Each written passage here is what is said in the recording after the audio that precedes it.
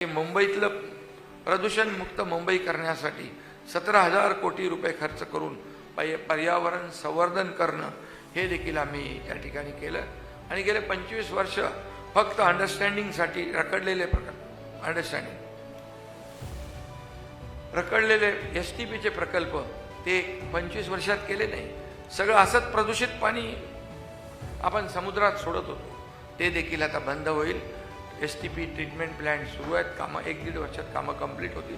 जी 25 वर्षात झाली नाही ती आम्ही केली. रस्त्यांची काँक्रिटीकरण, दरवर्षी पावसाळ्यामध्ये खड्ड्यातून प्रवास करायचा, बळी जात होते, अपघात होत होते, ते देखील काँक्रीटचे मी मुख्यमंत्री झाल्यानंतर देवेंद्रजींनी आम्ही दोघांनी मिळून निर्णय घेतला की 2 फेजमध्ये अख्ख्या मुंबईचे रस्ते काँक्रीटचे झाले पाहिजे आणि ते तुम्हाला दिसत आहे. पहिला फेज 6 महिन्यामध्ये होईल आणि दुसरा फेज एक पुढ्या 1.5 वर्षामध्ये वर्षभरातच कंप्लीट होईल आणि मुंबई पूर्ण खड्डेमुक्त होईल.